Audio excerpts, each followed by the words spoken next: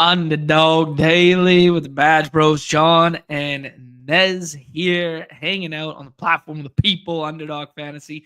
We just did a stream with Davis. Davis is doing his marathon foosball stream for the NFL schedule release. A little bit of a party there. Got some great guests rolling through. We were fortunate enough to join him for a BBM draft where we scrolled the F down as we were prone to do this morning. Yeah. And now we're going to service the multi-sport draftletes because just because it is the schedule release does not mean that we do not have 2 games of NBA playoff basketball, 2 games of NHL playoff puck, and 9 games of baseball to talk through and break down. Truly sick times on the platform, Nez. Yeah, who cares about the NFL schedule, man? Who cares? We got NBA, we got baseball. I'm trying to win money tonight. I'm not trying to win money 2029, whenever the fuck the finals are. Trying to correlate for the finals. No, I'm trying to figure out who's hitting dingers tonight. Who's going for 30? Damn right, my friend. Damn right. Well, speaking of making money, shout out to the good people who joined us behind the paywall yesterday for the members only. Got this nice pick 'em home there, and our very own Nez takes with the top 5, I believe, 3rd place last night in the NBA hoops slate there. So the money making that was taking place on the platform last night was done by the Badge Bros. Yeah, this was nice. This pick'em, really nice work here. This was unabated, right? This is a little assist. Shout out to the Unabated for the assist. A dunce cap like myself couldn't come up with this beautiful construction on his own. No way. I knew it. As soon as I saw those 4 greens, I knew there was no way this is you. Dead giveaway. This is good shout in the chat here to our guy Keith, aka Len. Keith, dude, it's Peyton Pritchard night in a big way, and if it is not in the draft games, or if it is not, because of that, it's just for our pick'ems. Because in the middle of yesterday's show, he dropped a little nugget that we thought the Peyton Pritchard line was a little projection was a little too low there.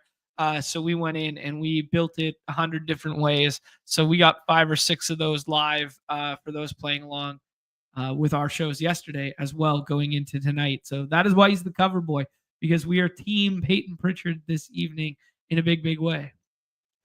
Oh yeah, big time Peyton Pritchard guys. Didn't get a whole lot. We got like 1 point of CLV for the points scored. So we'll take it. I still think that he, I'm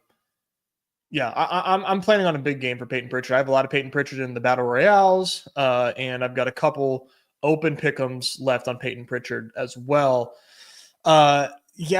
The Senga quality didn't get the quality stuff from Senga. 1 out away really fucked us. Dude, that extra fantasy point. I saw that this morning. I was like, come on, for real. And I ran it with Shea, 31.5 points, and got the hook there. So if Peyton goes off, like, I might break even with what I have open. But I was firing off. Yeah, the Senga one no good there, but we got the Rantanen one, the Simeon one, and the Soto one still live. So we're big Peyton Pritchard guys tonight. Big time. Neds, let's talk about last night. Let's talk about the results. I mean, phenomenal end to that basketball game. Never Hallie in the first game, but fuck, man, Hallie's playing some ball right now. Pacers moving on in that one. Donovan Mitchell gave it his best effort, but you could tell at points in that game that he was a little hobbled, and he missed 3 straight free throws, which was like a pivotal turning point at like the 103 or 100 to 106. And he gets 3 from the line, misses all 3. Then they get a stop. Then they come back down and he ices a 3. And it like very easily could have been 106 with like a minute and a half left, but missed all 3 of those free throws despite the great game that he had. But we'll talk about the games a little bit more. We're here to talk about the fantasy angle. My guy is right there. Nez takes in 3rd place with, as the chat is alluding to, that with a lineup that we would have had to have had killed you if you had won there, because that was truly a 1 of 1 GM there. But shout out to Julie Blue here. Joker plus Siakam plus Donovan Mitchell was what you needed there. I mean, these indie guys, I mean, Siakam, Hallie, Turner with the 5 blocks, Nemhard contributing, Naismith getting it home with the 9 boards for us in that other one. You needed 3 pieces of indie. The last round didn't really have a big outlier score from it. So the 15 from Lou Dort was enough. Struce fell flat for you. And yeah, shout out to Julie Blue, Whack-A-Mole up here, and our very own Nez Takes up here. Yeah, this one is so stupid. I have no idea how this survived, but we'll take it. Very GM-y. Somebody in there flipping the board and taking the Never Howley narrative a little too far. Yeah. We're looking for the guy who was responsible for this. It was me, TJ McConnell, 103. Yeah. Good work, John. Thank you for your service. Give a little shout out here in the MLB streets as well. Thought I was gonna have a good chance at it last night, dude. We were directionally accurate, talking about a little bit of Tampa Bay stuff. Talked a little bit about Josh Young. The second home run the final at bat from Bo Bichette, where he took that score to 29, really did it in. Varsho with the 2 bombas in there. Had a little bit of Varsho in my life, but in the 22 lineups, I think I had 3 Varshos and 3 Josh Youngs. So I was quite happy with the way I played. But shout out to our old friend A. Rosen. Haven't seen him in the chat in a minute, but one of the best players on the site coming back, dude. Yeah, this was a really nice team. Obviously, a couple 30 balls there will that'll do it almost every single time. I mean, he ran away with first. I don't even know how close the onslaughter was behind him, but I just found out from Gumby, this dude's name, yep, is a chess opening. Oh. I'm out here playing fucking checkers, and this bastard's playing chess and dusting the floor with me right now. Yeah, maybe if his name was like Double Jump, like King Me, then I would have been able to understand what he was talking about here. But I'm proud of myself for not knowing that was a chess opening. I'm glad I didn't know that. A touching tribute to Chess Liam here. It still looks like eye on fence to me. I do see the word fence. Yeah. Do you see the I though? Like E4E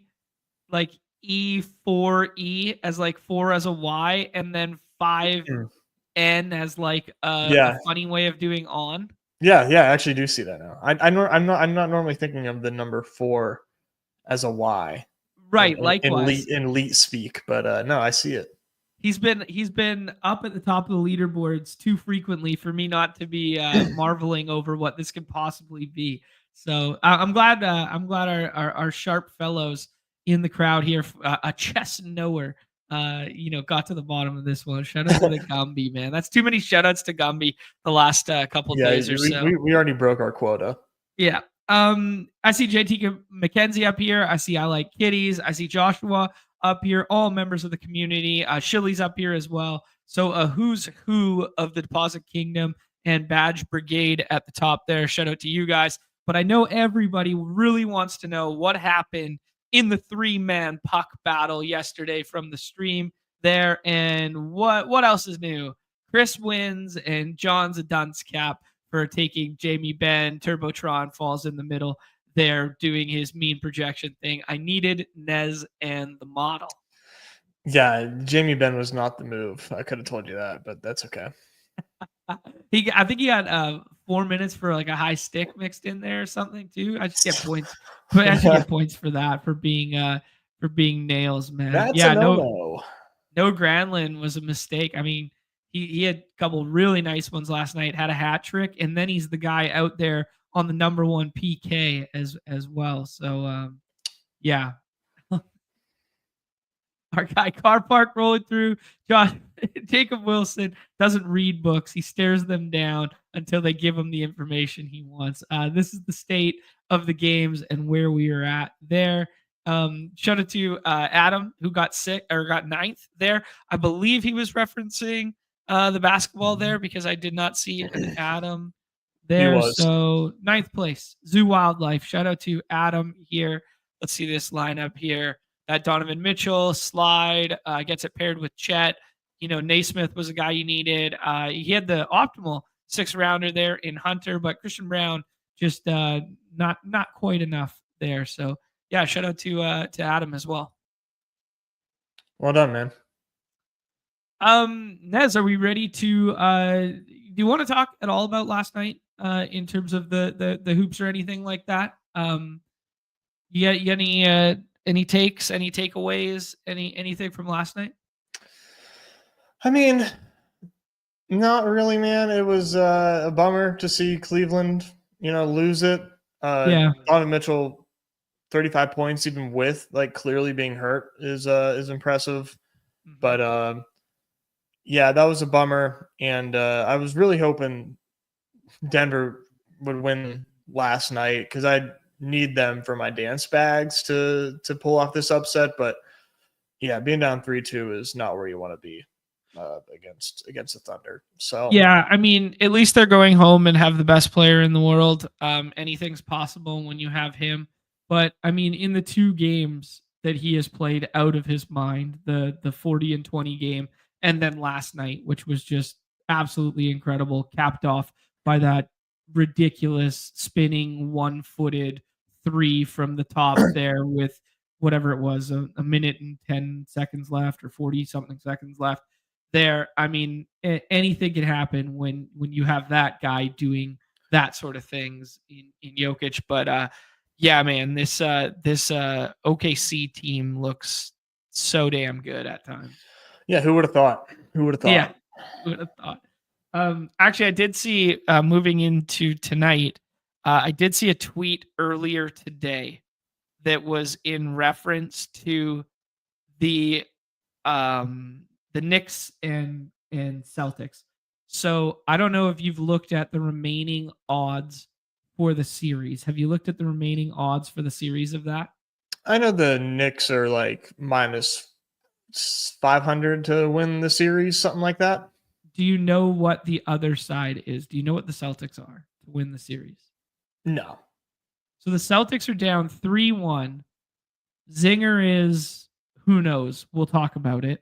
We don't know. He could play 38 tonight. He could play 18 tonight. And I wouldn't be surprised either way. But he's clearly dealing with something. So Tatum's done, and he's dealing with something. And Jaylen Brown hasn't been the same guy since the knee injection. They're plus 480 to win the series. Plus 480 only. And they're down 3-1. Granted, 2 of the next 3 are at home. But man, I was just shocked. Because if you just... I can't remember who tweeted it and where I heard it. But that's home run odds. Yeah, I don't think it's good. The Celtics are favored tonight. I don't think that's good. Yeah, I'm not sure if that. Yeah. That's a separate conversation. I just found it shocking. Yeah, it is weird that it's not larger. Yeah, no, I think Knicks close it out tonight. So I like. Ooh, spicy. I like it. That's going to influence the drafting landscape in a big way because as we move into the slate, these are the 2 games in which have the lower totals. We've grown accustomed to this. The 207.5 by way or for the Knicks and Celtics, and 4.5 by way of the Celtics at home in a must-win scenario, a 3-1 game here, and then in the Warriors game, a 202, and the T-Wolves are 10.5 point favorites at home, looking to close out 3-1 at home here. Murmurs that Steph Curry, if this series pushes one more game to game 6 at home for the Warriors, that he could potentially return, but just, ill-fated, lighthearted rumors at this moment in time. Anyways, Nez is in the camp of Knicks taking care of business tonight. Talk me through it, dude. I mean, there's they don't have Jason Tatum, and the Knicks. The Knicks are up 3-1. They've taken care of business multiple times already in this series, I'm just a little shocked that the Celtics are favored here. I guess this is just like major home court advantage. You know, maybe anticipating, or maybe the public is looking at, oh, the Celtics are 7-2 without Jason Tatum or something along those lines. But yeah, I was really shocked to see that the Celtics were favored here, and yeah, I'm playing Knicks to win here, and I would try to find any way I could to play that angle, and I am today with Okay. my Knicks drafts. All right, so let's talk about what that angle looks like for you right now. Does that mean you are prioritizing pushing up Hart, OG, and Mikal Bridges in that kind of like second round tier, like 8 through 12, over the McDaniels and the other Warriors pieces like are sitting there in terms of projection on the site? Is it leading you to put Brunson and Cat ahead of Derek White, Julius Randle, Jimmy Butler, those guys as well? How are you playing this Knicks feeling hunch read? Jalen Brunson 102, I think, Okay. here and there. Not every time, because I think this first five, you could even extend it. I mean, like, let's just call it the top five here. Mhm. Is really flat. Yeah. It's really flat. So I am mixing and matching, but like I'm in particular putting Brunson at 2. I mean, playoff Brunson has been one of the best players in the playoffs, like bar none. He's I playing well. I think this is going to be a good game for him. Cool. Yeah, I started last night with some drafts. I've done more than usual at this point comparative to the last 2 days. Just had some more time last night and stuff, and I think I'm up to 30 or something like that. And I did start with like a similar line of thinking to this. I did start with like Brunson at 2, and I was mixing and matching. I think Ant is probably just like my 101 because it's the only way you can kind of match the field in terms of exposure. But I am very lockstep with you in terms of the exercise we did yesterday for the paywall was bringing up the unabated projections and kind of breaking down the tiers associated with it. And I think when we get the unabated projections here in about 10, 15 minutes time there, it's going to echo the sentiments of you where like there's a clear tier of 5 and then maybe you can stretch it to 6 or 7. Then there's kind of a line in the sand again, and there's another kind of like 5 or 6. It makes today's slate a lot more enjoyable to draft and a lot more enjoyable to mix and match on than yesterday's slate, in my estimation. Yeah, 100%. 100%. There's not a lot of right answers, unlike yesterday. Like, there's a set way to do things when you Yeah. have Joker and SGA on the slate. Yeah. Yesterday did truly feel like push Mitchell as far as you can and take him with your Joker teams was like the meta. And that's less enjoyable to draft than, parsing through some of these matchups and some of the narratives that we can spin throughout the draft here with this one with multiple flat tiers. Yeah, 100%.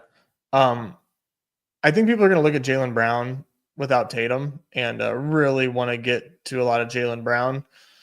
I don't blame people for wanting to do that, and maybe it's wrong to like be cautious about that just because every time it seems like Tatum is missing, Jaylen Brown doesn't step up. But maybe this is different. Maybe it's the playoffs. Maybe Jaylen Brown is actually going to do what he's supposed to do when Tatum isn't in and take over. But I'm cautious. I'm cautious about it. Yeah, I think from a hashtag model standpoint, it makes so much sense to funnel so much usage to Jaylen Brown and Derek White, given the circumstance right now. But looking back to the sample size of like there was only 9 games this year, I think, without Tatum. Like he's prone to play through damn near everything.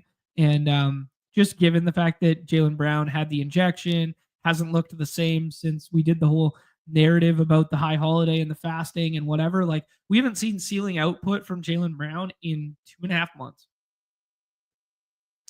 Yeah, no, it's very real. I mean, can't remember the last time he's cracked 40 fantasy points. Yeah, exactly.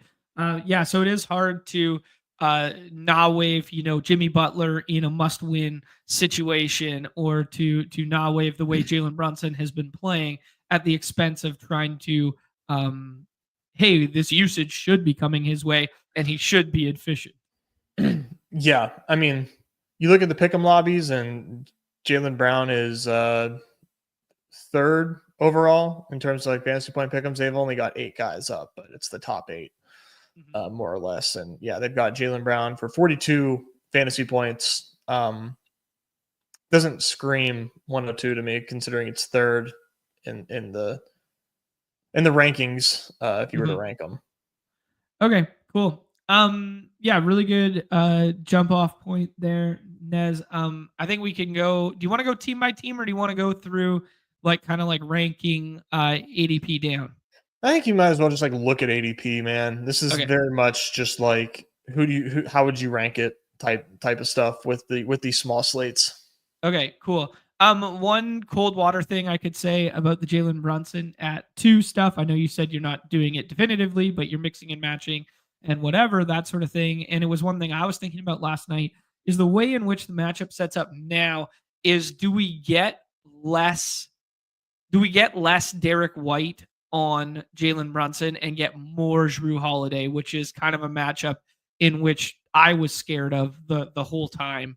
And we've seen a little bit of it. But I think like a lot tonight on the offensive end should be Jrue attacking Brunson. And then on the defensive end should be Jrue trying to lock down Brunson. They'll still be switching off of it and playing, fluid defense and stuff like that. But I do think there is a little bit more reason to be a little more scared tonight on Brunson because of that. Who do you think Peyton Pritchard guards? Because he's going to play like 35 minutes.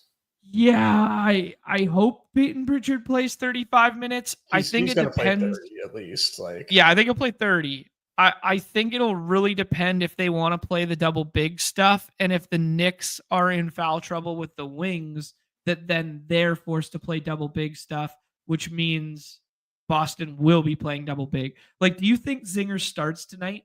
I think that's a big like crux in what's going on here. Like, do you think Zinger and Horford start tonight? Pritchard is still a 6-man off the bench, gets worked in, that sort of deal.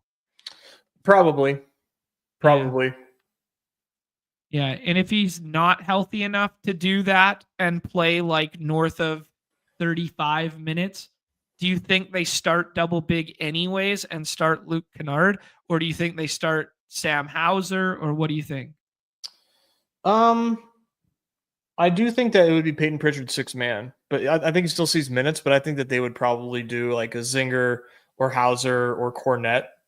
To start. Yeah, I was leaning Hauser with the probable tag.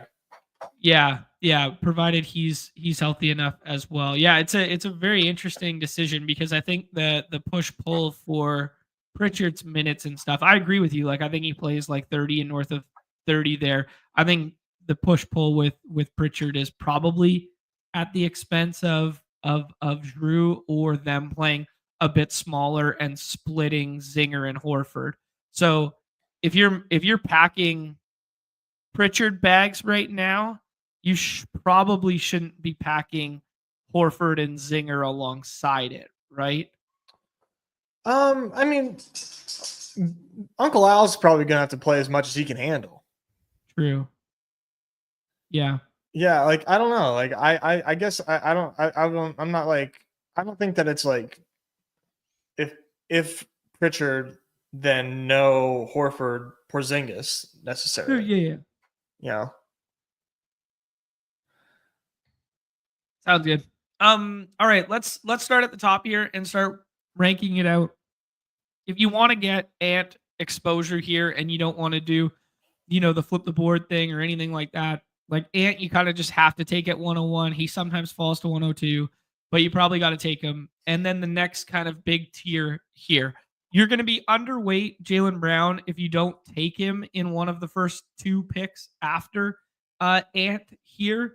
But if that is by design, as it sounds like Nez is doing, I've seen a lot of smart people pushing up Jimmy Butler over both Jalen Brunson and Jaylen Brown, or at least over Jaylen Brown. Where do you come out on that one right now, Nez?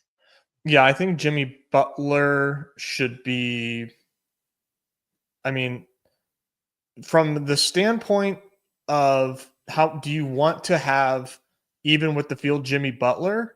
Mm-hmm. If that's if that's the question you're asking yourself, you should put Jimmy Butler 2. Okay. Interesting. So you think a lot of people are doing Jimmy Butler too, so you want to mix and match that Brunson and Butler. Yeah, I think they're going to have Jimmy Butler 2 or 3. And as drafts go on, I would not be surprised if Jimmy Butler trends towards 2. He's ETR's number 1 projected player. He's number 1 projected in the Pick'em lobby. We just have this, applet ranking, and they've got him 5. But as more people log on and start drafting, I think they're gonna put Jimmy 1 or 2.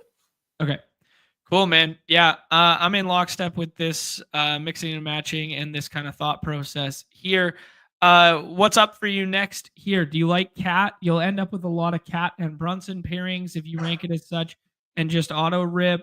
What do you do with this kind of next grouping of Cat, Randall, and White? I would kind of put them as a tier.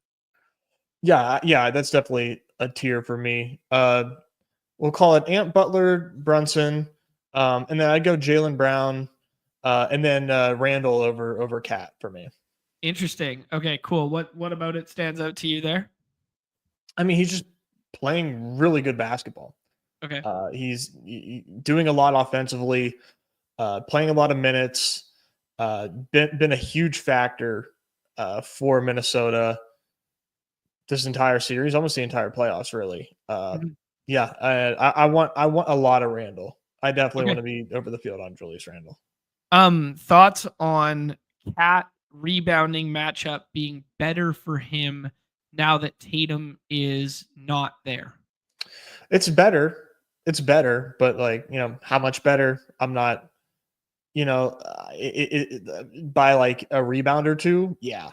But I don't think Cat's putting up Joker numbers because Tatum's gone. But yeah, no, Tatum is responsible for quite a few rebounds every game. So, cool. Yeah, I'm cool if people want to give Cat a sizable bump for that. I'm not giving it a large bump. Okay, sounds good. Derek White in kind of the tail end of that tier, or is there somebody else you prefer? No, I think it's Derek White, like definitively. Like this is the tier. This is the top 7 every time. Yeah, it makes the number 2 pick, where you want to be more or less, because like you're getting Derek White or Cat or Randall with that number 2 pick. Huge tier break in my opinion. But Hart, OG, McHale not far behind. Okay, cool. Yeah, I was finding myself really liking the number 4 pick, to be honest. Oh yeah, no doubt. Anything but 1.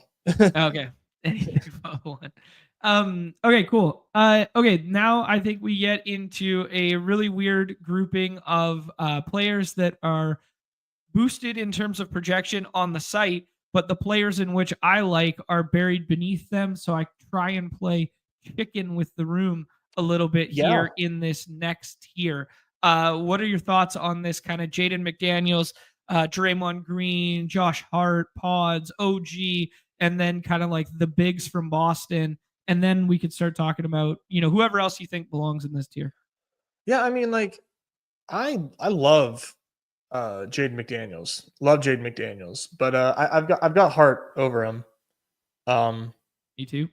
Yeah, I currently have it Hart, Jaden McDaniels, OG for the next 3. Now I think this tier is bigger than that. That's just the next 3. This is a really flat range that ranges all up and down this projection rank, which, like you said, is interesting because if you are in lobbies, you can kind of like play chicken. I'm like 100% just like changing ranks and auto drafting today, but it is like really interesting because McHale and Kristaps I think would be next for me after this 3. They're pretty far down the projection rank, and truthfully, I haven't been in the lobbies to see how often they're there, but I think I have a good amount of Porzingis if I was to check. Okay. Yeah, I mean, Porzingis is definitely going to be a defining characteristic of this slate. I also think OG versus Mikal and Mikal versus Jaden McDaniels is going to be a defining one. I agree with you up until the Hart one there. I was playing Mikel over that grouping. I was trying to Ooh. push Zinger because of where Zinger was just at on the app for people. So I was kind of looking at who my opponents were in a room and then trying to push Zinger. I saw Zinger fall as far as the 5th round a handful of times last night where, people are just drafting off the top projection there. I see Kaminga in badged up rooms kind of vault this tier a decent amount, and Kaminga will jump to like 12 sometimes. But I really like the point that Clipper Nation has in the chat here. After 7, it's the Wild West. And I do think it should be. And I think the projections will reflect that. I mean, we're going to be dealing with players who are 2-3 minutes and whatever, or 2-3 fantasy points between one another. And depending how you allot the minutes, most notably Zinger and Horford, or potential wing foul trouble for the Knicks, how you allot those kind of minutes there is going to determine who pops in this range for you. Yeah, I definitely want to play chicken with Porzingis the most. Mm-hmm. People are going to be looking at the box scores, not wanting to take them, and I totally get it.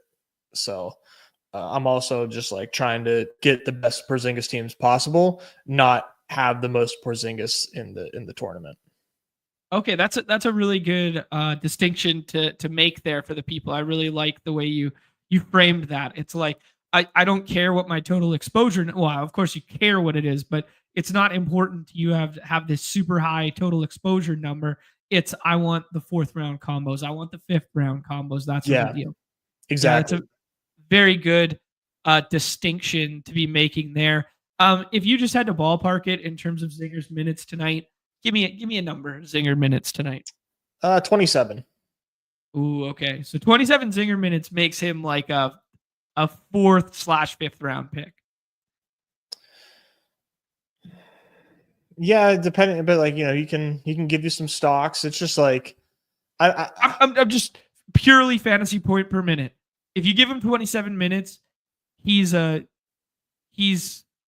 closer to Holiday than he is to Hart. Yeah, I probably. Yeah. If you give him full run, he starts, he plays north of 36, he should be ranked right beside or right above Josh Hart. Mm-hmm. Yeah. That's all I wanted to articulate. I would agree with that. Yeah. I mean, it doesn't matter, right, wrong, whatever. It was just the point I wanted to articulate is the Zinger minutes really drive, how you evaluate him. Definitely. Yeah, of course. Just don't see a lot to make me think that we're getting, all of a sudden, this great performance out of Porzingis. I mean, it's been crunch time for a few games now, and hasn't done it, and we don't know what's going on. We just know he's sick, but like, what the fuck's he got? Right. Yeah. I mean, if you knew he was going to play full tonight, let's just throw the sickness out the window for a second. And he's in this spot. He's going to play full tonight. Who would you rather play, Cat or Zinger? That's just like Cat. Okay. So he'd be like player 6 or 7 or 8 at full. So, yeah. Yeah. If we could wave a magic wand and make him full. Right. Yeah. Okay, cool. I think we did a good job there. Your team OG over Bridges. I'm team Bridges over OG and McDaniels. McDaniels was one of the guys I was pushing down a little bit. I probably don't have a big bag of him. I know he's probably the 3rd safest in terms of minutes for the T-Wolves, but just, not a huge rates guy, and good playoff performer, good UW boy, but just a guy that I was kind of like soft fading in my initial 25 there because I like some of these guys behind a little bit more. The guy that I was pulling up the most kind of over this grouping and over pods even, that was Kaminga for me. I think there's a non-zero chance that in a win or go home game after what he's done the last 2 games that he finally draws into this starting lineup. They might still start big and do the Trace Jackson Davis and then mix in the Looney stuff and whatever. But like Kaminga for me was like the wild card. Him and Zinger are like the two slate defining wild cards in this area.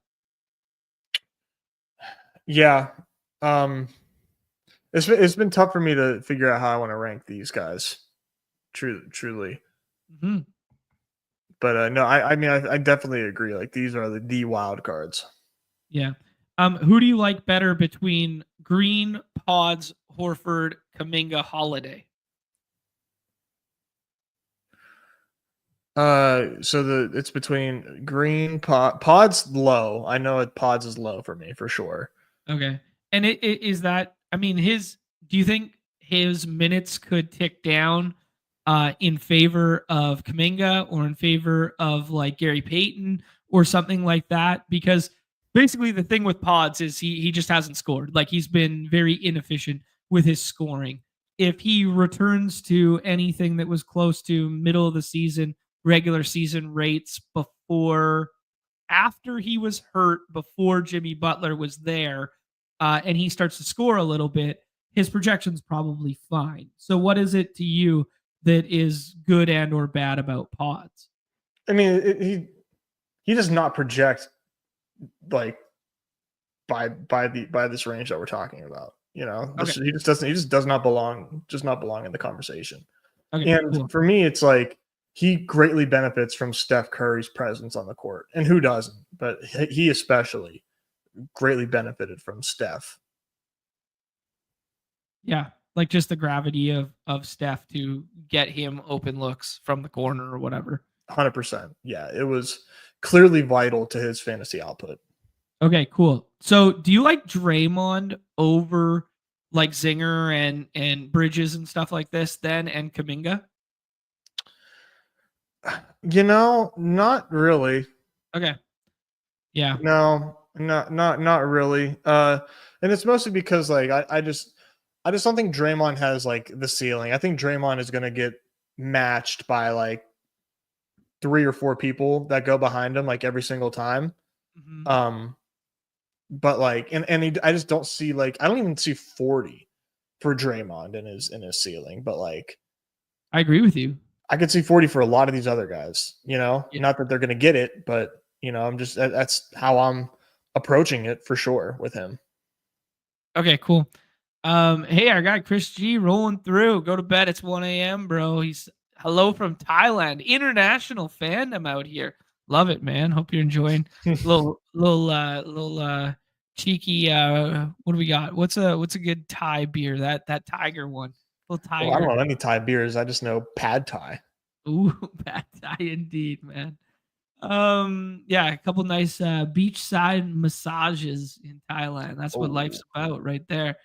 Okay, Nez, let's add Kuminga to this pile then at the expense of Draymond or in and around the Draymond Zinger wildcard tier.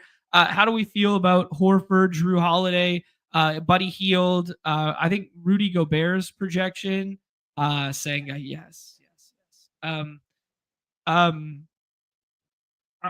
think Rudy Gobert's projection is really interesting because we've seen him and Naz Reid flip flop a little bit in this series a couple times. It was noted in the Unabated write up and notes there that yeah, basically like started with a little bit of Naz Reid, then they went to the size stuff on the Warriors side. So then make sure you keep Gobert out there when they're doing the double big thing, like that sort of deal. So a little bit of push pull with Naz Reid and Gobert.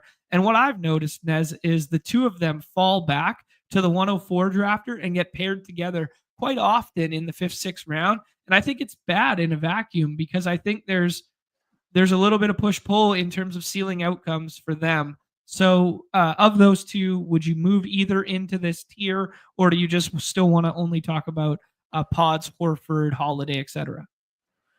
No, I think Gobert is clearly up here pretty high. And just real quick too, Mm-hmm. I would probably put Kuminga over like I'd probably put Kuminga like behind Jaden McDaniels too, by the way.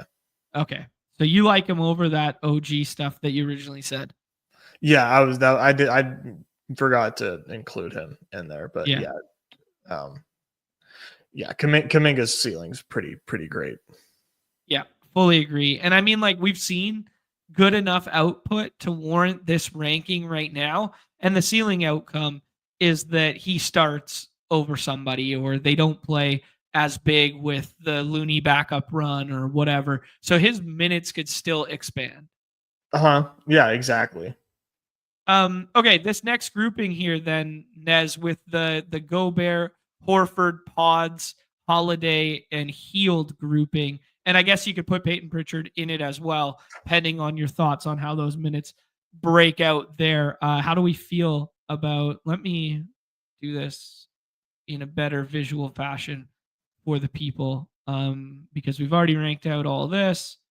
Get it out of the way here.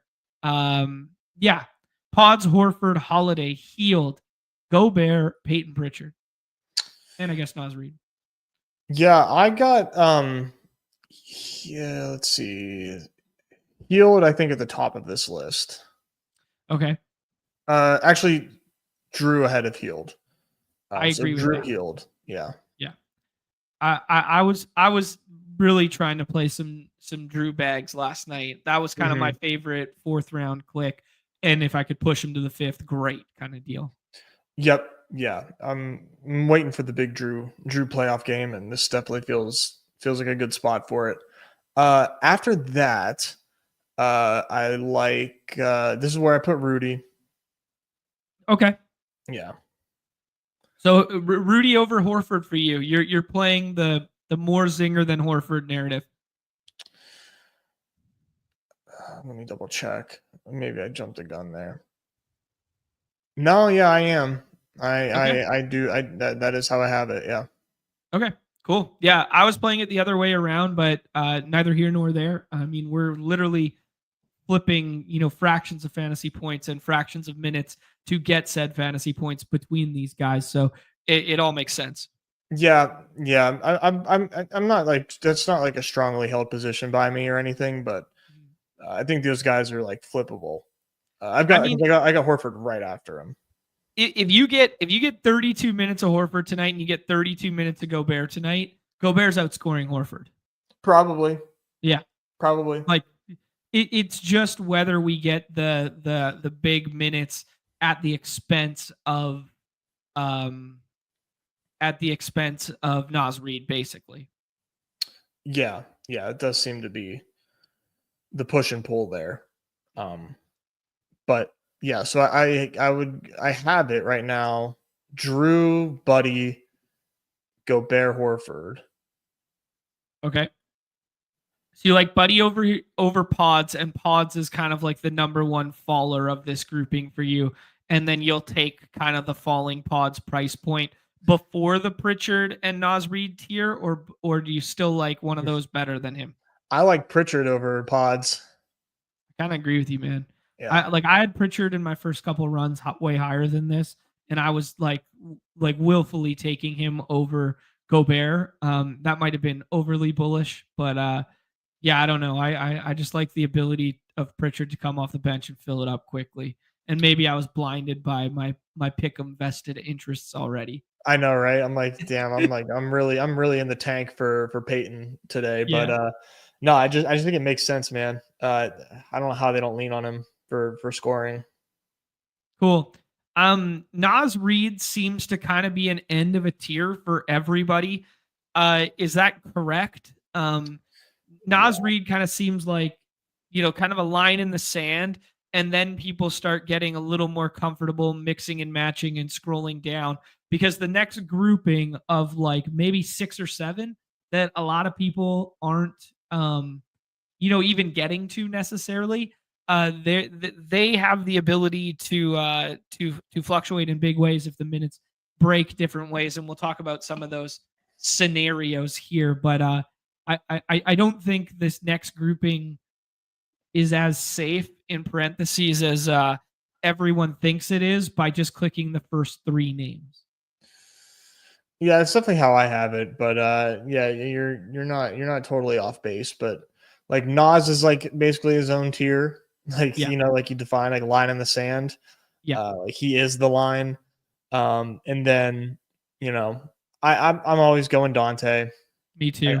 Yeah, I like Yeah, Dante. And there's then a Mitch Rob. Yeah.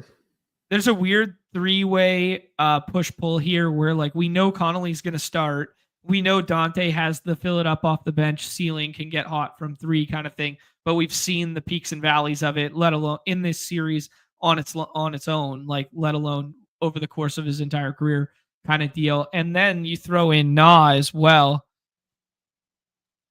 What the Yeah, hell? he's definitely like clickable, but There's I'm not doing it, but he can be clicked. Like for me, it's hard to get away from like Mitch, Rob, Conley, and Dante for the last three picks. Yeah, so like this is the push pull of minutes between these three. It's just kind of what I want to illustrate. Okay. So if you're kind of getting double bubble from your 6th round pick if you get the good Na game, because it's most likely the minutes are coming at the expense of these other two. So there is good leverage in clicking Na in the last round, just not only because it's just like a fine click because it only projects like 3 or 4 points worse, but it's also you're directly pushing those teams that are going to have guys drafted. What's Dante drafted? 95% today. What's Na drafted? 12. So like, Mhm. you're two birds, one stone if you want to play that angle, which was just something I was looking at. The other one you brought up there, obviously, that goes almost every single time, or basically every single time, and is projected the highest out of the bunch is Mitchell Robinson. And we know Mitchell Robinson, the plus minus stats, when he's on the floor. We know that they did go to playing the bigs beside each other last game, but that was because of foul trouble, not because of, what was happening. It was Josh Hart whose minutes got capped a little bit last time out. So, yeah, what are your thoughts on Mitch Rob versus this tier? I mean, I love Mitchell Robinson, but I gotta put him behind Dante. I think just from like a who's going to score more points, Uh-huh. conversation. But I'll put him over Conley for sure. Mitch Rob's playing good minutes, playing good basketball. The ceiling, is fine as it can get for the last pick in the draft. Mm-hmm. I have a lot of Mitchell Robinson. Feel good about it. How Yeah. How different is Mitchell Robinson and Luke Cornett tonight, truly? I mean, I think Mitchell Robinson's a better play, but Like enough to be one's drafted 100% and the other's drafted 10? maybe not. No. Let me pull up Unabated's projections just came out. Yeah, I'd be interested to see what they got for that. Because I think Luke Cornett is the exact same play as Mitchell Robinson tonight. Like, Yeah, I mean that makes him a great play. And, if that's the case, that makes him a great play. Okay, give me 1 second. Okay. I learned how to do this yesterday. Now that I don't have Microsoft Word and Excel, I'm a Google Sheets guy now. Welcome to the year 2025, brother. Unbelievable.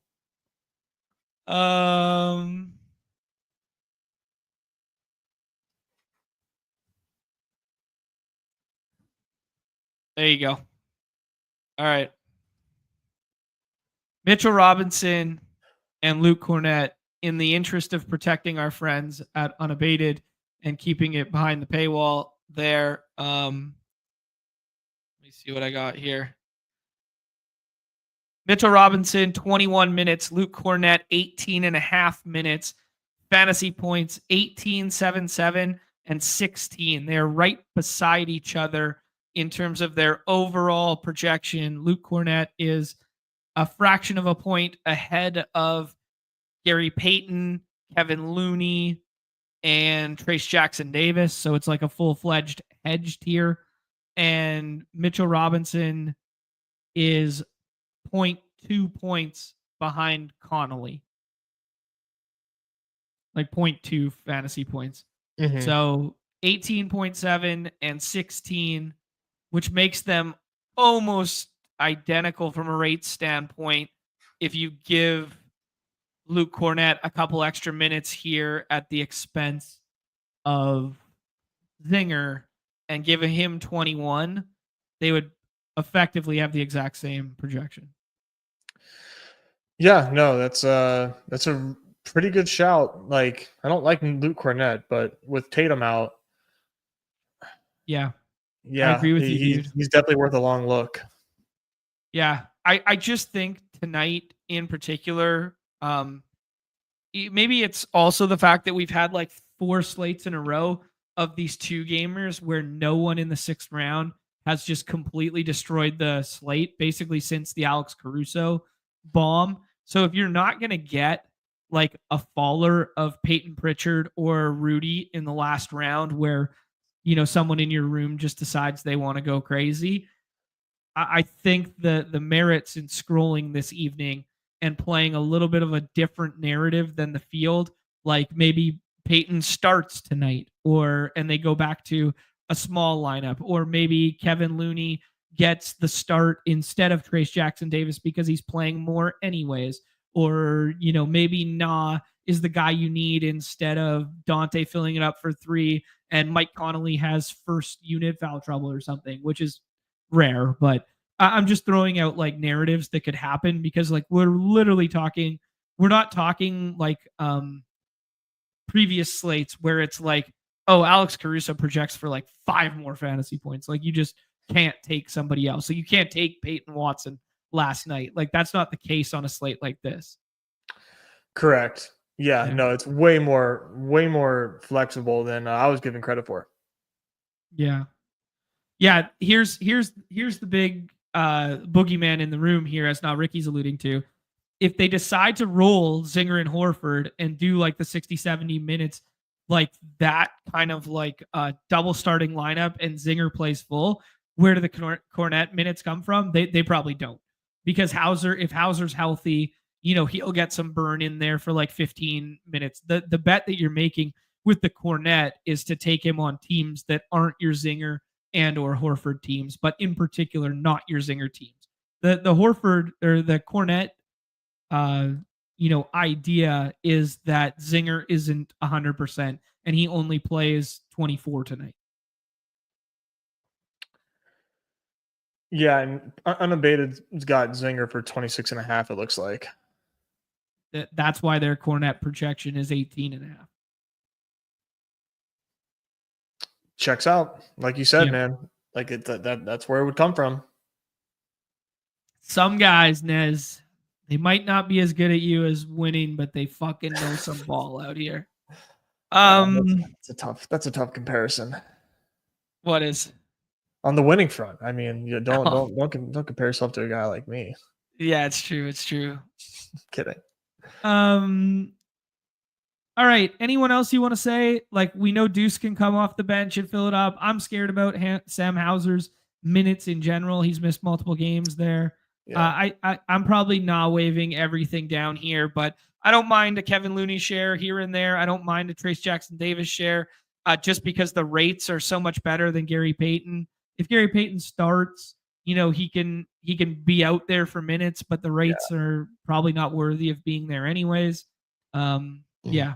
Yeah, for what it's worth, if you're looking for scroll downs, Unabated, is giving you the +1 on Cornette. Gary Payton and Looney look like they are in that pick 24 conversation as well.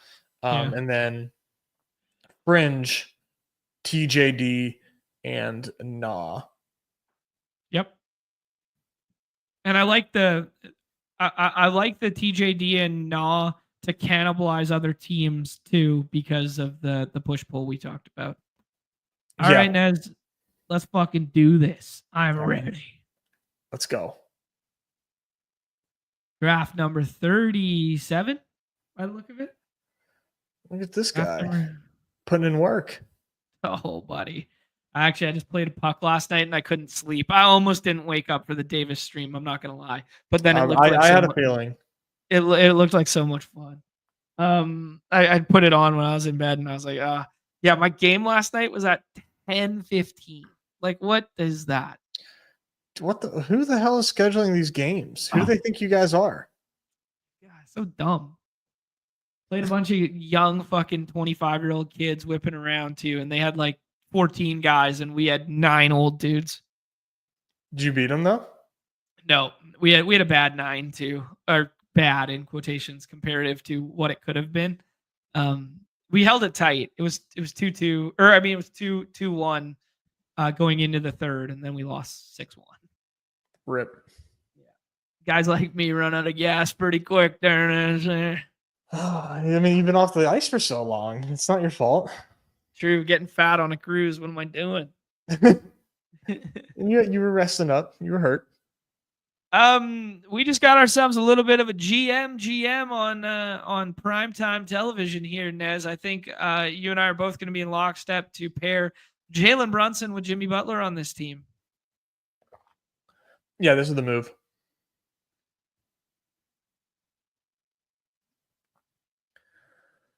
This is one of the most stark differences in terms of projection on the site versus projection from external parties that we've seen on a 2-gamer in a long time. Yeah. This could be a nice night. I would love for it to be a nice night. Yeah.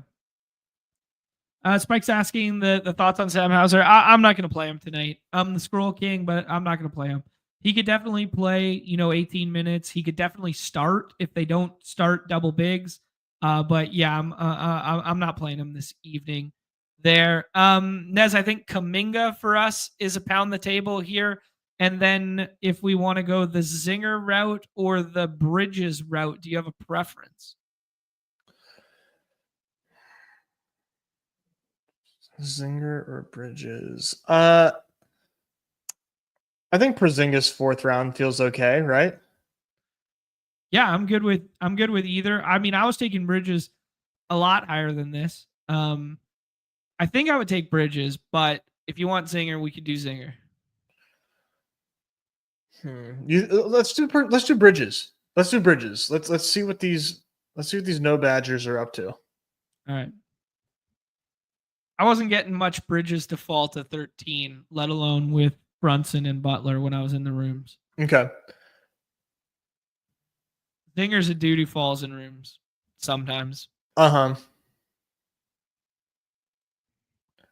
But this is the dynamic of today. Like, I won't be pissed off seeing any combo unless it's like the Ant Jimmy and like that kind of stuff.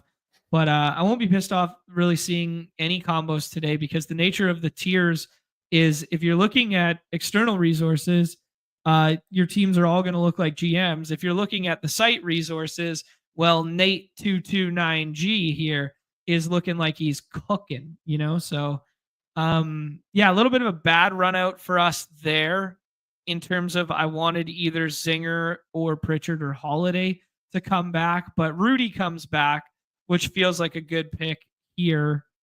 Now the question is Naz Reid, the guy you want to pair with it? Because this is the conversation we were having about the 104 he is a tier break, like in our minds and projection wise, but does it cannibalize the Rudy ceiling a little bit? Are we better off playing like Dante or something else on this team? I don't think so, man. Yeah, I think you just take Naz Reid, and these guys can both do enough. I mean, lowest score in a winning lineup tonight, like first place, 18 points, give or take. Yeah. Yeah, I mean, definitely if it goes by way, of what happened yesterday. Yeah. Let's rip another one here. Sawdog with the evergreen kind of comment. The seen teams with Mitchell and Joker yesterday pissed you off. Well, that one was readily obtainable. That was really common. That was really easy to obtain because Mitchell had the Q tag and he was falling all last night and all yesterday morning. We talked about it on the stream, but I don't see a badge beside your name, so you probably missed that stream there. So I just checked. I did a little Control F, John. Mm-hmm. Porzingis. I have 2 in the 6th round, or no, 1 in the 6th round. Yeah. I hand up, fell asleep with my phone on my chest with no rankings last night, and then when I woke up on the couch and I looked at it, I gave Buster Boys a 6th round Porzingis. So I'm sorry, everybody. If it's Buster Boys who wins tonight, I'm sorry. Son of a bitch. I believe it was 20. It was 20 there. So at 19, I think I had Drew ahead. So I did that. Are we playing Jimmy Butler over Jaylen Brown this evening? That's what they want us to do. The royal they. The multiple sources that be unsubscribe button. Nice. Oh. Pepper Tony asking, are we not expecting the Celtics to completely crumble? Nez is. I think there's still a better basketball team than the Knicks. Without Jason Tatum, there's still a better basketball team than the Knicks. Just that might not pan out in the next 3 games here, but yeah, I think they're still good. Nope. I'm gonna go ahead and take Cat here. It looked like a little bit of a tier for us there.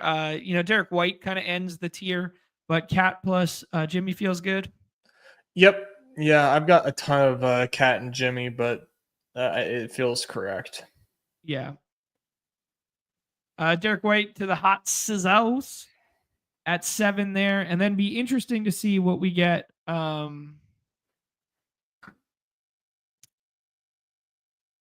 Interested to see what we get. To be fair, I don't think it's Knicks disrespect. I think it's Celtics respect, to be honest. I disagree.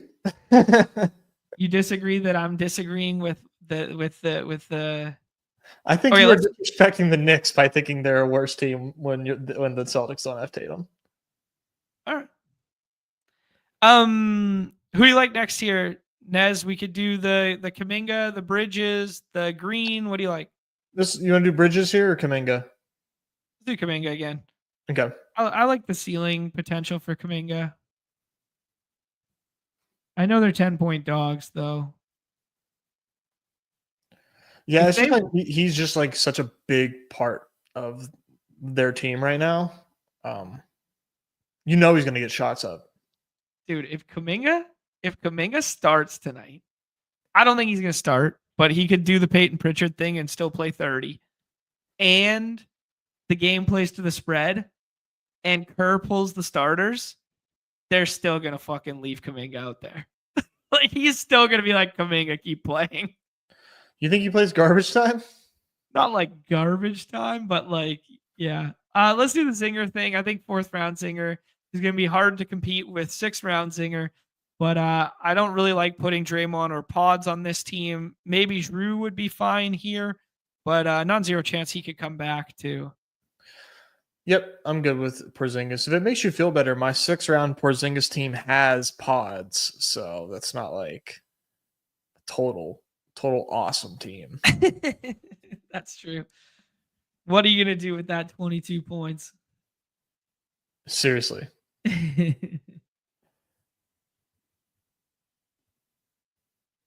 Evan with the hand on the court. Ming is the only player on the Warriors playing with any burst right now. I mean, we talked about it, man, how they needed someone to go to the rack when the gravity of Steph isn't there. And he's the guy. He's the guy for it. A little bit different right now. Pritchard goes, Holiday goes, Gobert goes. We get left with the Buddy Hield versus Pods decision. I think you're going to tell me Hield over Pods? I am. All right, let's do it. Buddy fills it up from 3, 22 fantasy points. Hand in his face. Pods goes there, and then Naz Reid, end of the tier break. We got 3 Warriors, 1 Boston, 1 Nick.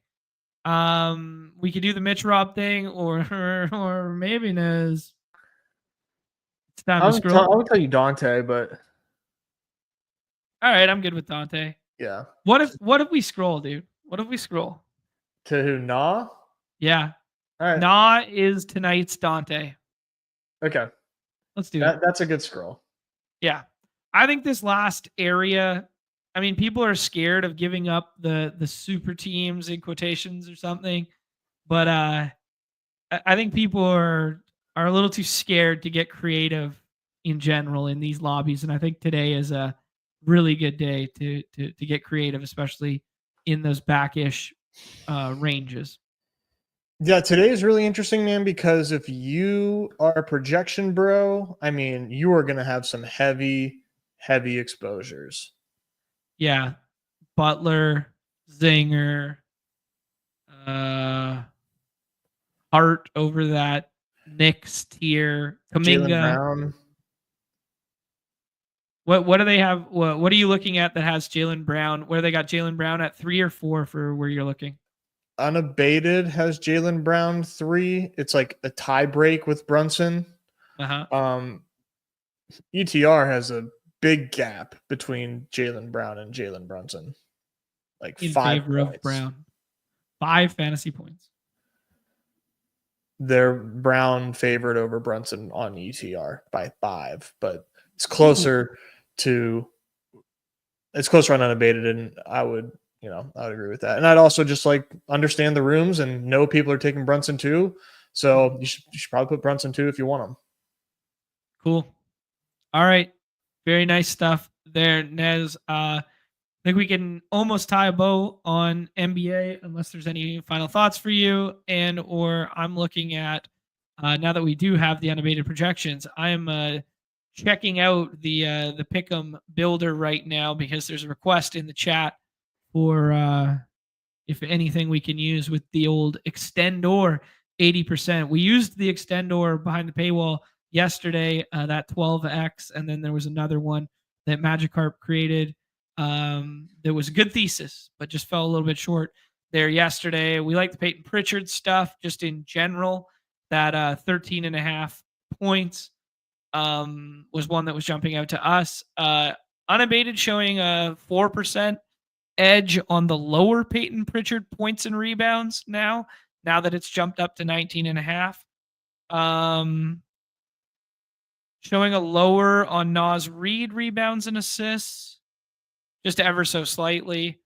Ever so slightly on the Zinger higher points and rebounds. Drew Holiday higher rebounds is their 101 spot right now. So if we wanted to do something with that in the Pick'em lobbies, seems fun. I would just build whatever they're telling us. Let's just trust the process. It worked. It worked yesterday. I want a piece of it again. All right, Drew Holiday. I guess notable that like some of these edges aren't as profound as yesterday were. An 8.6. A little bit of popping there. The Pritchard would be a hedge, so I'm gonna fade the Pritchard one, though it is points and rebounds.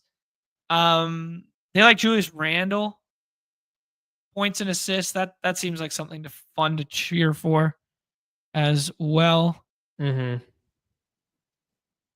So we can do the points plus dimes higher there. We got Holiday on the higher rebounds. Naz Reid on the lower, I believe, what was it? Rebounds and assists. So auxiliary categories, rebounds and assists, lower. That's a 6.5 there, Nez. Should we stop or should we tempt fate with one of these two following ones? I think we got to tempt a little fate. Okay. Do you prefer points and rebound higher on Kristaps Porzingis or Kevon Looney lower PRA? Kevin Looney. Yeah, I like that. Shout. Looney lower PRA. There's a 12x to run it back. Reminder to check your promos there. We used the 80% yesterday, but some of you might still be hanging on to that 80%. We're running it back with 4 plays for 12x. The old school pick'em math does not apply to us anymore of making 3s versus 4s, yada, yada. It's okay to make 4s nowadays because of the variable changing in the scale. It used to be minus EV, but now it is entirely fine. I put that one in the chat for everyone. I put that in the private chat. We will also look at Peyton Pritchard just for 1 second because it was a spot that we were trying to get overweight yesterday. We are so fucking sharp.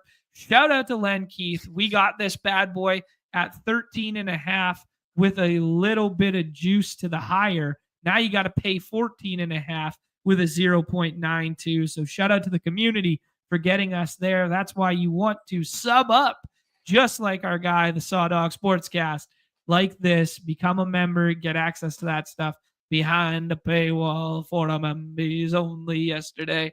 All right, Nez, anything else to say about hoops, or should we draft a little baseball? Now let's get in some baseball talk. All right. I've only done one baseball draft thus far.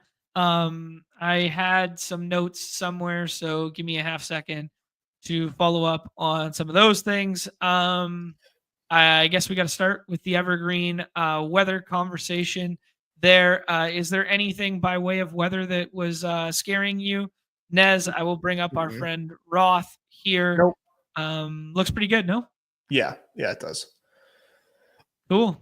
Rain stays away for that game. Light showers in Atlanta. Not the hot rain. We haven't got the hot rain season yet.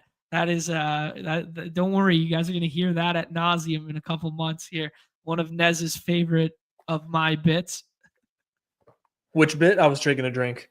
Oh, the hot rain in Atlanta. Hot rain, man. The launching pad. It's raining. Don't worry. It's hot rain. Yeah, Atlanta's where you want to be.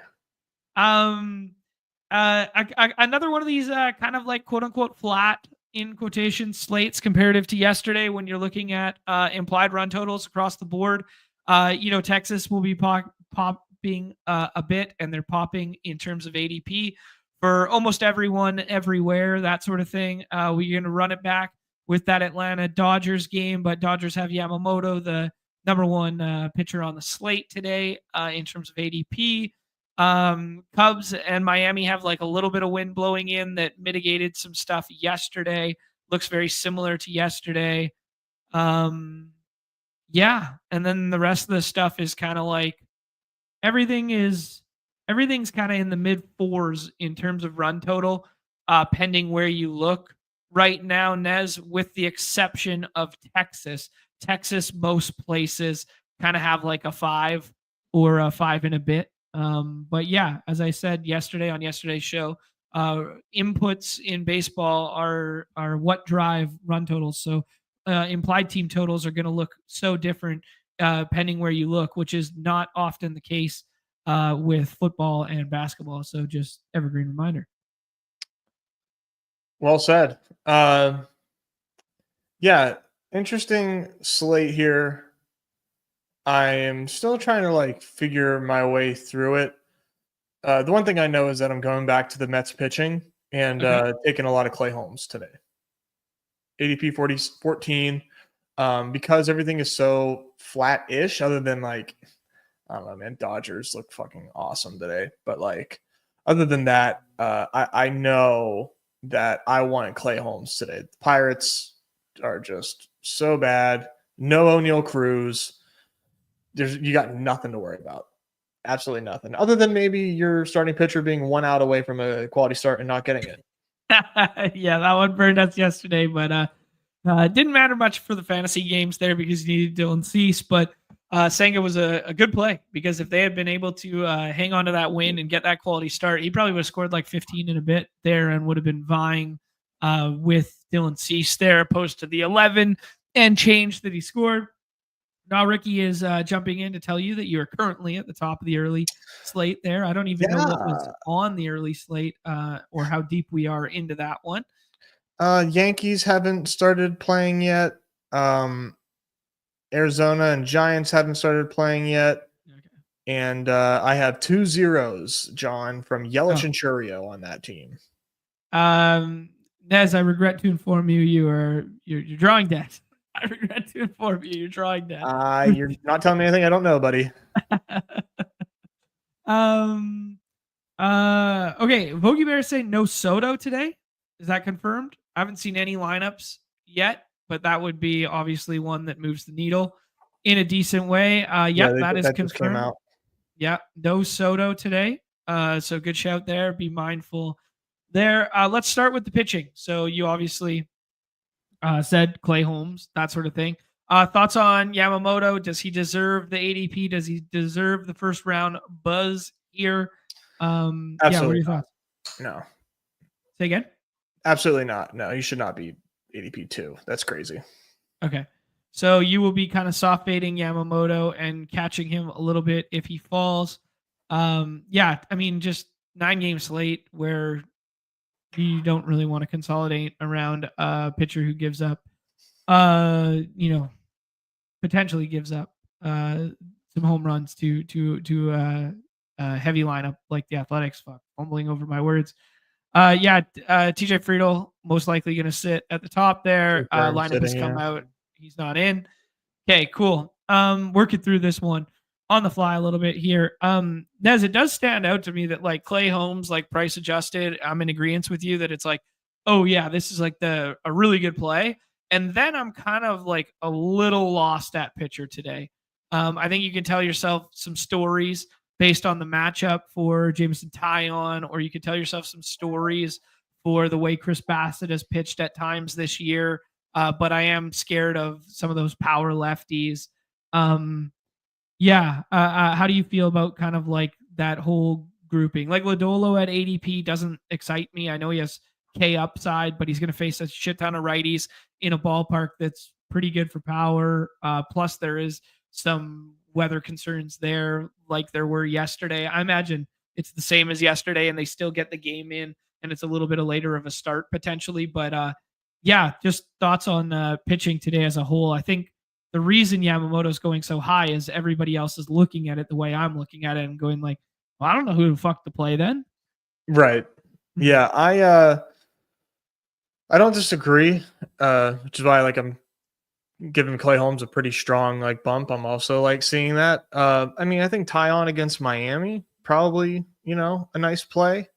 And man, I would say Patrick Corbin probably a good play. Oh, you sick bastard. We went from the days of stacking against Patrick Corbin. What did we say the very first slate that he was on and everybody was stacking against him, Nez? We said professional ass lefty. Everyone's been doing this for years and it's been Forever. bloodshed. It's been bloodshed. And now he hasn't given up more than 2 runs in a start this season. And we're flirting with playing him against the team that strikes out the most in baseball and is the worst offense in baseball. Are you really going to click his name today? I have. I've done it already. Oh, you sick puppy, bro. You sick puppy. I think Lorenzen's interesting too. I like Lorenzen against a lineup full of righties coming off a 7-7 start more than I like Patrick Corbin today. My first draft, I actually stacked right-handed Rockies. So that was my first inclination on this slate. Yeah, get ready to learn Hunter Goodman is exactly what Ricky's saying here. That's where I was at too, bro. Yeah, anybody else that's jumping out here to you, Nez? Ryan Weathers has had some nice starts, but I don't think he will go deep enough to matter today. I would rather stack against Mitchell Parker than play him. Kyle Hendricks is, professional ass right-handed pitcher who's liable to get blown up at any minute or give you 8 fantasy points. So, I'm not looking to play a 0 strikeout ceiling kind of guy. Randy Vasquez can't get a left-handed hitter out to save his life. Yeah, I don't know. Thoughts? No, I'm gonna be pretty concentrated today. I don't really have too much else to really say. It does look like we're getting Ryan Weathers today. Yeah, I don't think he's gonna be able to pitch long enough in this one. Yeah. I think he's gonna be soft capped. Like I think it's gonna be like 4 innings. Even if you like some of the lefty stuff and you like some of the strikeout stuff from spring. Like he was one of the really good spring riser guys. I don't think he's playable. No, I don't think so either. Okay, cool. Anyone else? I guess we didn't talk about Bassett, Elder, and Ryan Pepio. The K rates have kind of been all over the place for all three of them on a start to start basis, but all of them can show you a little bit of ceiling at times.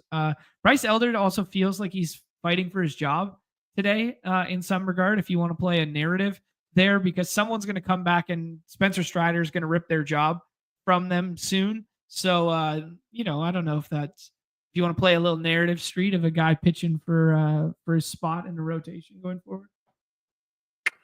Yeah, I don't think it's gonna change the range of outcomes for him. I don't like him today. Okay. All right. I think that's pretty good. I think we're both in lockstep that Clay Holmes is the play. Juxtaposed to ADP. Mm-hmm. Yeah, certainly. Scary getting concentrated around pitcher on a 9-game slate, but it feels like a good one. Yeah, I guess. Yeah. All right, let's move into some of the bats. As we alluded, Texas is pushing up in a big way. Antonio Santangelo, fuck, I screwed up his name again. No way, really? There you go. Senzatella. He's been one of the worst pitchers in baseball. I expect Josh Smith to be returning tonight and leading off, and nobody is drafting him right now because he has the Q tag, but he pinch hit last night. He's been a little bit buried in the rankings here. RIP Sam Haggerty leadoff season. He'll probably be leading off today there. So if you want to get a little bit of leverage with your Texas stacks that everybody's kind of fighting over at the top end of draft boards there, that's one of the moves. Atlanta looked like a spot to get ahead of. To me, that Soto ADP no longer matters because he's not in there. Nez said that the Dodgers are great today, which is undeniable. Thoughts on anyone and everybody, dude? Reds look good in Great American Small Park for sure. Going up against Davis Martin. I don't know anything about him. I just know that I'm targeting them. So give me all the Ellie and Matt McClain I can handle there. Matt McClain, are you sure? Hitting 8th today. We got Gavin Lux leading off, moved back down. People have been calling for Matt McClain's head in recent memory here. You sure you want to go down the 8-hole Matt McClain bridge with everybody else? I guess I don't know. 8-hole sucks. Yeah, maybe not. Yeah, I think maybe a little bit of cheeky Gavin Lux or some Spencer Steer mixed in, that sort of thing. Will Benson today. Will Benson's kind of fun versus righties, like just a guy who has good ISO versus righties or has traditionally and some speed. I'm a never Will Benson guy, but yeah. How about this for a cheeky red stack? Benson, McClain, Hines. That's with the goal being what? That's fun, dude. That's fun. Roll the F down insane. Reds right there. That is insane. That's insane. No, man, they're fun. Have a little fun out here, dude. That is wild. What other teams you liking here, Nez? I think the chalk spots are going to be Texas, as you alluded to, some San Diego. I was surprised Angels look pretty good in some of the stuff I was looking at. Reds are going to be one of the highest team totals. Mets, pending where you look, are going to be popping or plummeting. They're really polarizing today. Those are kind of like the crux of the quote unquote chalky spots. Where else would you want to get to? I kind of like right-handed Braves today. Baldwin was in the lineup yesterday, so I expect Sean Murphy today. Yeah, I think maybe right-handed Royals would be the other one. Yeah. Okay. Yeah, Royals, haven't fully put it together for us in terms of like nuking a slate yet, but it's got to be coming, right? Oh yeah, yeah. I mean, they nuked like last weekend, but this Crawford boxes against a lefty, attacking with these righties seems like the play. Okay, cool. Also thinking out loud here, tomorrow, like day game after night game teams, Washington, Atlanta play early tomorrow after this one. Cincinnati and Chicago the same. And Toronto and Tampa play the day game, night game. So just be mindful of, some potential starts and sits and some catchers and some of the lineups that we get. But I anticipate Sean Murphy today. Tyler Stevenson's already in that one. Chicago probably won't have, a Luis Robert rest either of these two games because he had a rest earlier this week. But yeah, just something to be mindful with these day games follow or night games followed by day games kind of thing.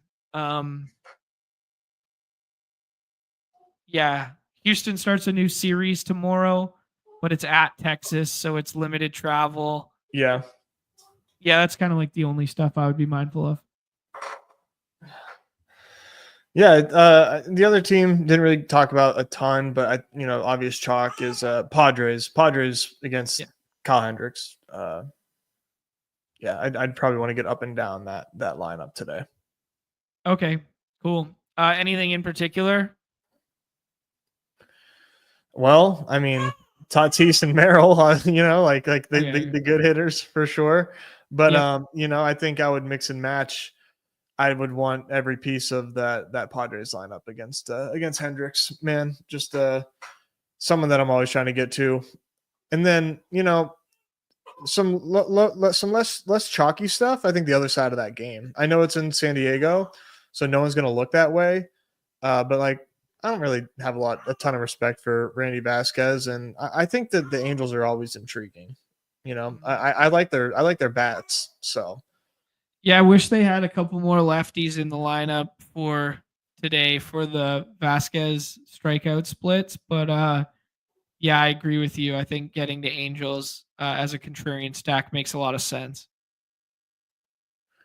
Yeah, especially like these top three. Like they definitely have like some big time pop between the top three, right? Yeah. I mean, what about a little Yoan Moncada, brother? Oh, little switch hit. Jan Moncada, former prospect. He's failed a billion times, but is a little bit hot right now. Very hot. Yeah, I could get on board with that. Any love for right-handed White Sox against Lodolo in Small Park? I think it should be considered. Yeah, okay. I haven't done it yet, but I think it should be considered. Yeah, like a Robert Vaughn Sosa or something. Yeah, like I would definitely do something Vaughn. I'd have to look at their roster resource, dude. I don't even know what their lineup looks like ever. Yeah, I gotta get. I gotta hold Mello. He's crying. Okay. Good note in the chat here from Wonky saying that Eli White is leading off. I was talking about Eli White the other day, how he's been sneaky good. You know what's weird is they're leading him off against a lefty today, which makes sense because you get Verdugo the off day and whatever. It's funny that Eli White as a righty has actually been better against righties than lefties. I was looking at that. But yeah, I mean, if you want to do Eli White, Ozuna, Riley, Albies is always better from the right hand side than the left in terms of power. Stuart Fairchild is going to get, probably pinch hit for at some point in the game, but he is a lefty killer to a lesser extent. It's stretching the definition of lefty killer a little far, but he's better against lefties. Gavin Lux leading off is kind of sneaky there. If everybody's going to be doing, and everybody up until this point has been doing Ellie plus McLean, like doing some contrarian stacking of the Reds, like, Steer, Hayes, Lux, or something like that. Kyle Farmer's hitting second against the lefty. Goodman and in the 4 spot there. Sean Bouchard gives you an outfield option if you want to stack Rockies. Mookie Betts available in the 3rd round here in a plus spot. That seems good. No Bo Sox is saying, yeah, for sure, dude. All right, I think that about covers it. Unless you have some one-off bats that you want to highlight or anything in particular that you like, Nez. No, I just yeah, I think we did a good job of covering it. And man, Christian Yelich can absolutely get fucked. Can I just say that one time? Christian Yelich Go away. Nobody pounds the ball harder into the ground than Ke'Bryan Hayes, other than Christian Yelich. It's true. He hammers the ball 89 miles an hour into the ground. It's very true. Brendo telling us to run it back with the Jays stack. Last night's winning stack could be tonight's winning stack. Yeah, seems fine. Seems good. Ballpark Pal likes Vlad Guerrero home run probability at about 20%, which is, top 10 on the slate, top 8 on the slate. Did you see the Nugget Chef tweet today? No, I did not. I haven't seen anything on Twitter. He said, Vlad Guerrero is the first AL right-handed batter to slug within a certain percentage with 4 home runs on a full moon with 2 left feet. It was like the most insane criteria. Like, oh my God. It was a ridiculous query, like truly ridiculous. That's a good bit. Let's hop in there, Nez, see what this looks like. A little different payout structure today, just because there was a daytime diamond and now there's this. So 2K to first today. Shout out to Joshua, who had a nice night last night. Chris is in here. ADD, who has won multiple slates this year, is in here with us. So let's do some work. Hey, there's Nate229G in here again. So maybe Nate's watching the. Nate, say what up, dude. Now he's been in the hoops draft and now he's been in the baseball draft. Okay, Nate. Yeah.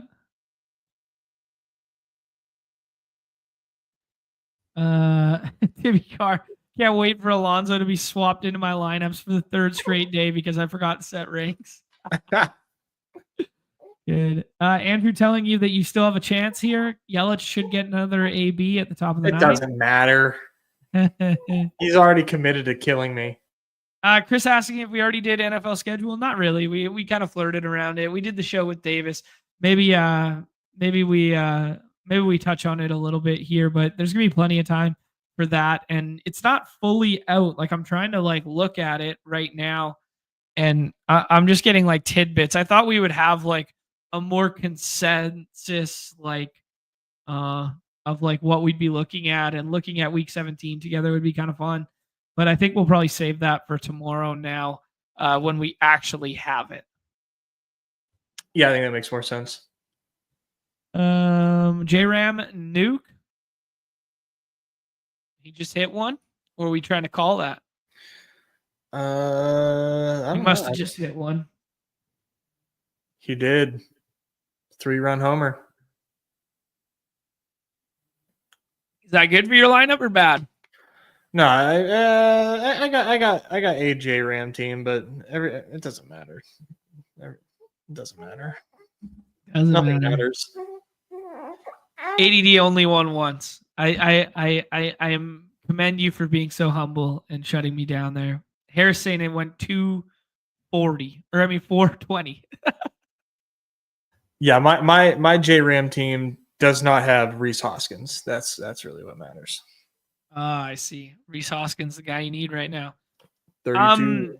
Nez, we could do a little Texas thing, do Wyatt and Adolis. We could do Clay Holmes and then something more contrarian. We could do Dodgers like Betts and Freeman. What do you like? Let's do Dodgers. Okay.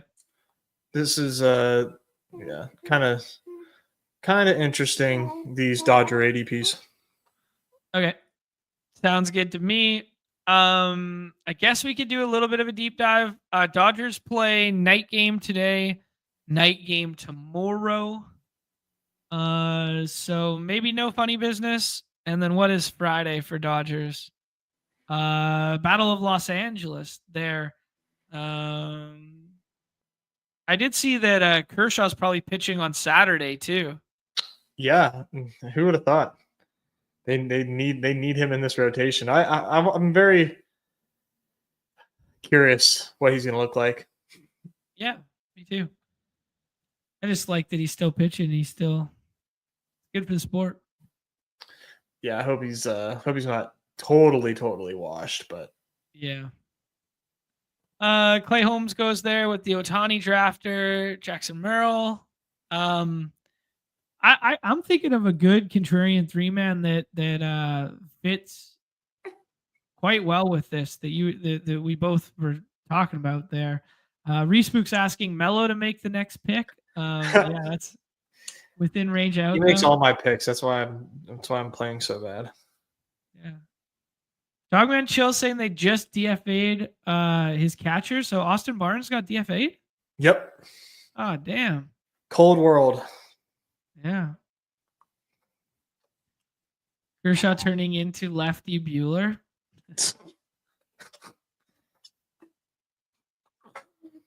Austin Hayes goes there alongside Ellie, so that's kind of fun.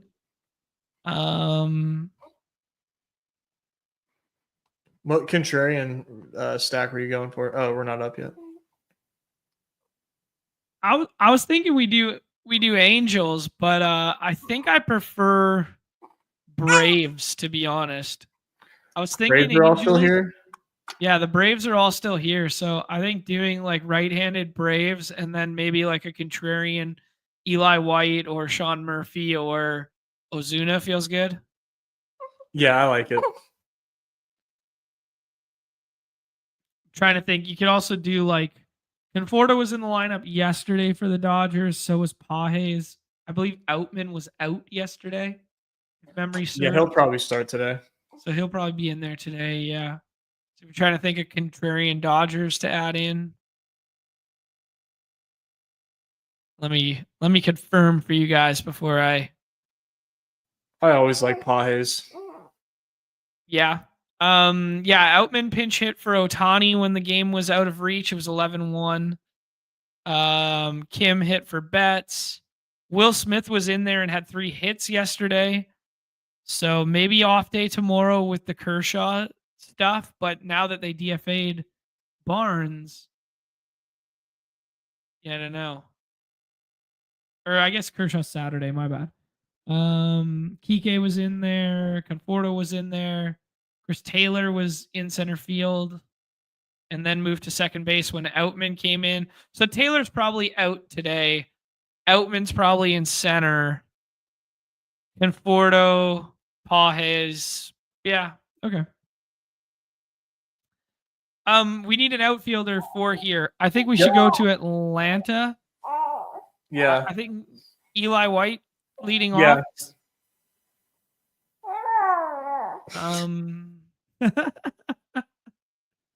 Joining in on the conversation. Dude, he's been talking a lot lately. That's fun. It is fun. He ain't saying nothing, but he's talking. It's kind of like me, Nez. Whoa, what do you think here? I know we weren't in love with Bryce Elder, but we get some positive correlation with the Atlanta stuff. We could also do like Pepio or Bassett. We could scroll further. Lorenzen. Lorenzen sounds good to me. I think generally speaking, that might be a spot where I use the tiebreaker of win correlation to add Bryce Elder. But I think in a vacuum, Lorenzen's probably the same, if not, like equal play today. Yeah, win correlation maybe does win out more often than not there, but I like him in a vacuum more, Lorenzen, that is. Okay. Fun one there. Michael Lorenzen, Freddie Freeman, Mookie Betts, Austin Riley, Marcelo Zuna, and Eli White. White being kind of like the contrarian piece there, and then a little GME to get Atlanta and Dodgers paired together, although Atlanta has fallen flat on their face more times than I can count. Nez, you are on fatherly duty. Let's dust off the model for one quick draft and then call it a show. We're going to do, you know what? Your model's going to lead me astray here, I feel. So I'm going to go to the $5 price point. Man, I think the model would have hit yesterday. Yeah, model was pretty good with not yesterday, the day before. Model was pretty good at getting the Carolina stuff, being the 5 goals from Carolina was what you needed. And then the other game, Vegas scored none. So yeah, we're dealing with the same slate as we dealt with last time, except for you replace the Carolina game with Florida and Toronto tonight. So we got Edmonton on it versus Vegas, and then we got Florida and Toronto. Yeah, we definitely thank God we're not going to be left with McDuss. That's a good sign. Thank We're God. off to a great start. We're off to a great start not having the best player in the world on this team. Perfect. Yeah, I think we're gonna get Stuart Skinner again tonight. That one's already been announced. So, people talking about the back and forth between Skinner and Pickard, and they're gonna go with Skinner again tonight, anticipating Aiden Hill, Bobrovsky, and then Joseph Woll, because I believe Stolars is still not available yet. I think he's still hurt. I mean, you could probably just whoa. Oh my gosh, buddy. But How are you feeling about Sergeant Bobrovsky these days? yeah, Stoller is still listed out, so he still doesn't have a timeline. Yeah, he's all right. I mean, yeah, he's Bobrovsky. He's on the case He's still? on the case. He's always on the case. Shout out to the Dirty Hands Clean Money. Car Park is in here with us. I don't know how to say that other guys. Oh, there's Bobrovsky. He's on the case. He goes there. We could play some chalky stuff here. We could do Austin Matthews. We could do Jack Eichel. Put them together and then figure it out. We would have Got to do Matthews. Yeah, Matthews hasn't scored in a while, but never say never here. If we do Matthews, we should probably do Marner or Nylander. No. Yeah, I would do. I'd do Mitch. You're Mitch over Nylander guy. Mitchie all the way. All right. Started off here with a little Austin Matthews and Mitch Marner there. Hopefully they come back to life. Yeah, I mean Toronto's been playing well, but it hasn't really been stemming through Matthews, so we're gonna need that time here. William Nylander has been the guys who's been cooking. I'm trying to get some takes off, and this guy's overshadowing me. Shout out to Tyler rolling through. He's super late, but just wanted to send some love. Got second in the big fly last night and almost got his goat horn. Shout out to Tyler. Congrats, man. That's great. Yeah, rewind it. We just finished up baseball there. Tomorrow's model says draft finish stars. I think the model likes just this Florida Toronto game in general. Ooh, okay. All right. Well, let's go to the Florida side there. Who does it like? Does it like Kachuk? Does it like we love Kachuk. You like Kachuk, okay. So if we take Kachuk here, that means, he's obviously going to get some power play 1. He's been slumping a little bit too, but we should probably take Sam Bennett then, I think. Because Sam Bennett will play on the same line as him, and they probably won't get power play time together. But yeah, I think Sam Bennett means what would be the most direct correlation. This is a really good team to start. Yeah, it's scaring me. It's scaring me that it's a little too good and chalky here for my liking. It's a little too play the best plays here. Well, the model John, is you wanted too the model. good. You're getting the model. The model is too good right now. The model needs to figure out how to get this baby to shut up. The only thing that could really screw this model up for us here, Nez, is if we get left with Woll as our goalie here with that negative correlation. Well, let's just hope for 1 million shots, 1 million saves. Takes care of itself. Yeah. Maybe some more hits than usual against the glass. Yeah. Banging bodies. Oh, got a super chat. Oh, Nicholas Terrell rolling through. Do you think the Panthers and the Leafs go 7 games? I hope they do. Yeah. I hope they do.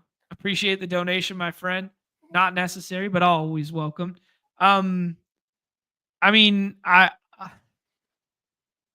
if you want to just go narrative street on like what Toronto's been in the postseason, and the shaky goaltending situation, and the fact that Matthews hasn't been scoring, and there's a shadow of doubt in the back of their minds now, that I really hope it goes 7. I to put my stamp on, do I think it will? Yeah, you know what? I think it will, Nez. I think it will. What's the series at right now? It's 2-2 right now. It's Oh, 2-2. we're going 7. It's game 5 tonight. It's 2-2 back in Toronto tonight. Okay. So he takes Skinner, which means we're left with Aiden Hill as our goalie here, and then we have to pick a defenseman, Nez. Do we want to do the chalky thing and put Seth Jones with this? They're giving us Seth Jones? They're giving us Seth Jones, but we could shake it up, dude. We could scroll the F down. We could take like a little Aaron Ekblad or something. Let me feel alive. Let me make it move. Oh my god. Everybody wants me to take the OEL, or play the hits out here with one of these chalky defensemen after Riley went. They want us. They're begging us to take Forsling. They're begging us to take Seth Jones. We scroll the F down to the Cheds, Aaron Ekblad, or former Cheds, Aaron Ekblad there, and we add him. Oh man, I mean, I hope you're right. Seth Jones, I mean the former Blackhawk. Yeah. All right. We Respook's telling us that's a min cash ass team. Damn right it was. This is not shooting the moon. This is the model. The model is looking to turn $5 into $8, baby. The model was cooking. Mr. Pittsburgh's like Hannafin. Yeah. I mean, Hannafin. I mean, I'm not a huge use a blue liner as a one-off guy. It's probably fine. But yeah, I'm not a huge use a blue liner as a one-off guy. Oh, Mello's about it. I keep thinking I had the mic muted. I'm not actually trying to throw him on. You're crazy. Eggers heading to Edmonton for a game next round. I mean, got to get there first, bro. Got to get there first, bro. That's some confidence. That is some confidence. I mean, we're up 3-1 in the series. Edmonton's up 3-1 in the series. He's counting his chickens before they hatch, bro. You're getting ahead of yourself, Eggers. Don't be booking those flights just yet. I wish I was able to take advantage of his generous offers to go to games. But oh man, that'd be awesome. Yeah, I mean those buildings look like they're rocking right now down in Dallas. The barn's been crazy. Yeah, Jets are dust like McDavid. So good. Edmonton's got a really nice, when they built that stadium, they got this really nice surrounding area that is very similar to, if you guys have been to Staples or I guess Crypto now, where they have this outside area kind of thing where it's all the nightlife and all the restaurants and whatever, where it's no cars are allowed through it. So it's just kind of like an open air party around the stadium kind of thing. I love that vibe. Yeah, those are the best. I clicked the wrong button. There we go. All right, Nez, let's tie a bow on it there. We did an hour with Davis. If you guys want to go back and look at some BBM stuff, it was pretty fun. We talked a little bit about some of the schedule stuff that we knew at that point. We had some scrolls. We had some takes. We talked about some getting to know Davis more. It was kind of fun. It's kind of fun there. We covered basketball at the beginning here. Nez's big win last night. The community's big win together as well. Then we followed it up with some baseball or some slate talk for NBA, then some baseball talk, and then some puck guys model to close. Nez will be back at the normal time tomorrow. We may or may not do 2 parts tomorrow because I did promise the people a little extra. But if you're going to do no strip Nez, then maybe we won't. So we'll figure that out behind closed doors tomorrow. But plan on being here for 2 p.m. Eastern. We will break down the slates for you guys. Yeah. It might be. I might have my hands full on Friday, but I've been meaning to get back into those Friday night streams, doing some best ball drafts and stuff. So I would anticipate it. We're listed probable.